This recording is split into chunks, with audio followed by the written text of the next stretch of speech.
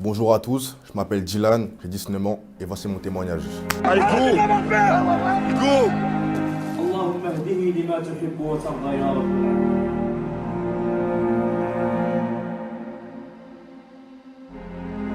J'ai grandi à Paris avec ma mère et pas mon père, je ne connaissais pas du coup, et ma petite sœur. Étant plus jeune, j'ai eu une enfance relativement normale, je faisais du sport, du basket, je partais à l'école et je revenais.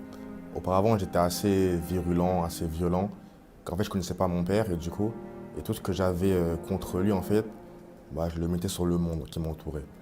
Et sur les réseaux, sur Twitter, généralement, etc., quand il y avait des gens qui me parlaient mal, je leur disais, vas-y, donne ton adresse, je vais venir te frapper et tout.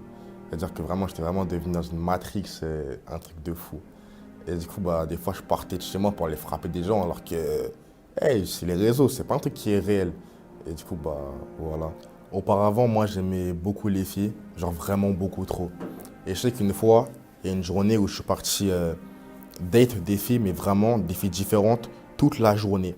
Une de 8h à 10h, une de midi à 14h, une de 14 à 16h. J'ai vraiment fait un programme avec des filles différentes sans qu'elles le sachent. Et quand j'y repense maintenant, c'est un esprit. C'est pas une chose que tu peux faire naturellement quand tu es une personne normale. Et que je me rends compte que vraiment j'étais sous une emprise qui était vraiment pas bonne, qui avait un impact sur moi. Au lycée, j'ai connu une fille, elle était musulmane, on est devenus meilleures amies, elle et moi. Étant plus jeune, on a commencé à vraiment beaucoup sympathiser, on parlait énormément et naturellement, je me suis intéressé à la religion musulmane. Là d'où je viens, il y a beaucoup de gens qui sont musulmans, beaucoup de personnes et ça s'est fait naturellement, je me suis intéressé à la religion musulmane du coup.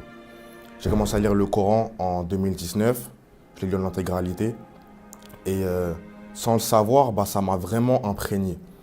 Et j'avais jamais lu la Bible auparavant.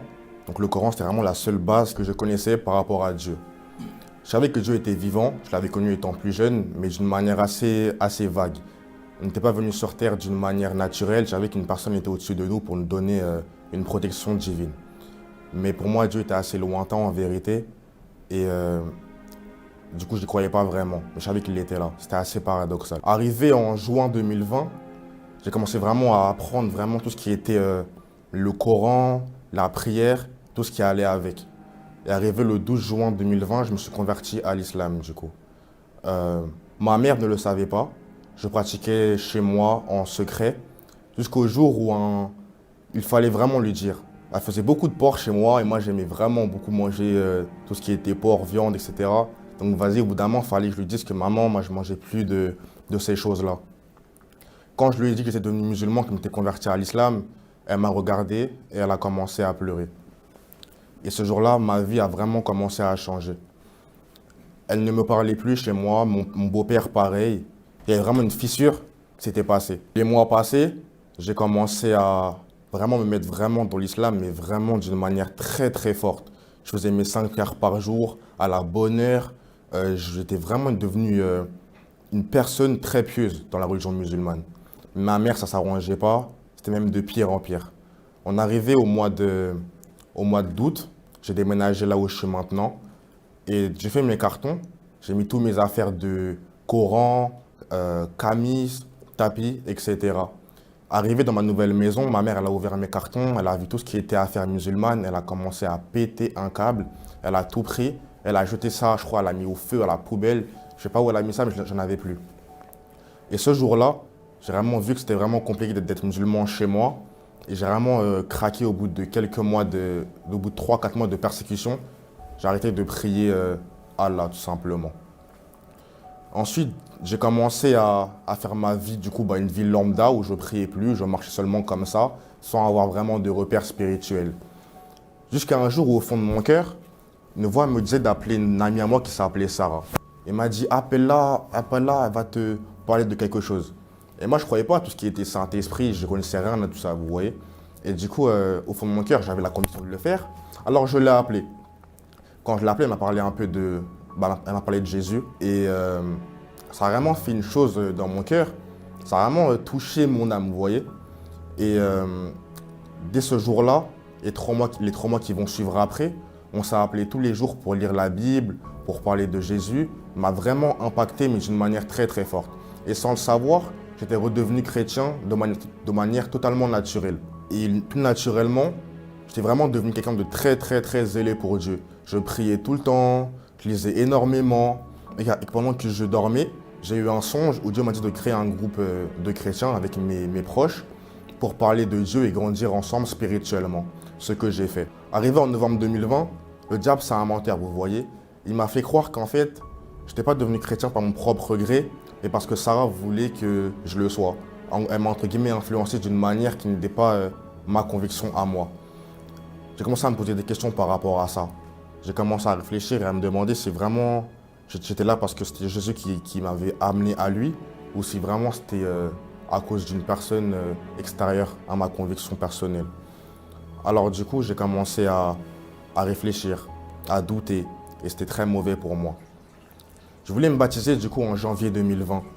Arrivé du coup au mois de décembre, je commençais vraiment à être... j'avais plus le zèle d'avant, j'avais plus la conviction que j'avais au début par rapport à Jésus-Christ, vous voyez. Et la semaine de mon baptême, c'était un samedi. Le mercredi, j'ai commencé à dormir et vers 5 h du matin, je me suis réveillé et une voix me parlait. Elle me disait que finalement, je n'étais pas chrétien, que j'étais musulman et que je devais vraiment revenir dans l'islam, ou sinon j'allais mourir et partir en enfer. Et la voix, elle était vraiment très très glauque.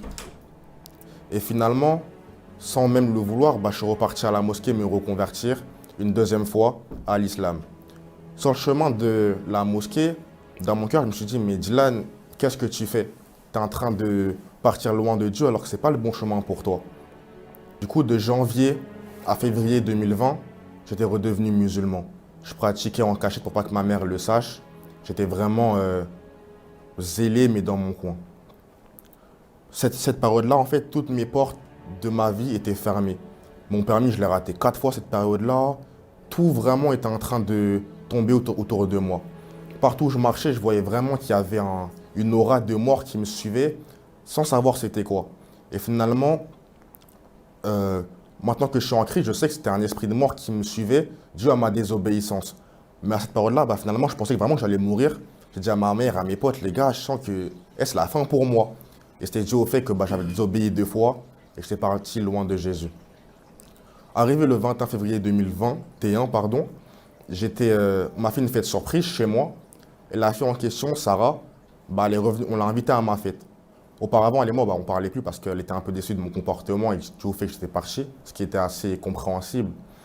Mais là, on l'a invitée et quand je l'ai vue, tout ce que je chantais pour Jésus, tous mes sentiments que j'avais pour Jésus à l'époque, ils se remontaient vraiment d'un seul coup.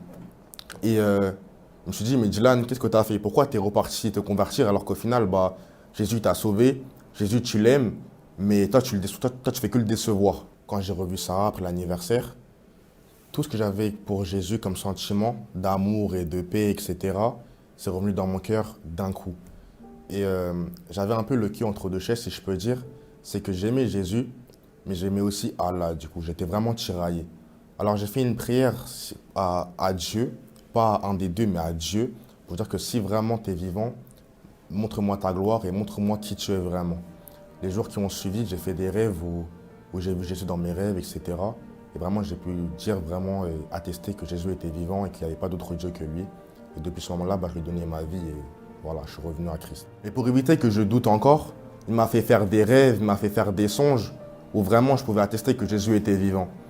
J'ai un rêve qui me vient en tête, c'est que une fois je dormais, j'ai vécu la vie de Jésus sur terre.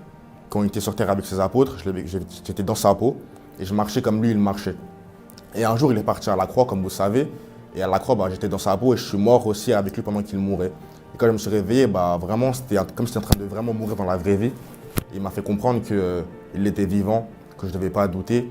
Et que malgré le nombre de fois où je pouvais partir loin de lui et revenir, il m'aimerait quand même tout autant comme au départ. Et depuis ce jour-là, j'ai vraiment compris que Dieu était vivant et qu'il ne fallait pas que je doute et que je marche dans ses pas. Si je peux dire à une personne qui vraiment veut venir à Christ, c'est approche-toi de lui. Fais une prière sincère avec ton cœur. Dis que tu veux le connaître.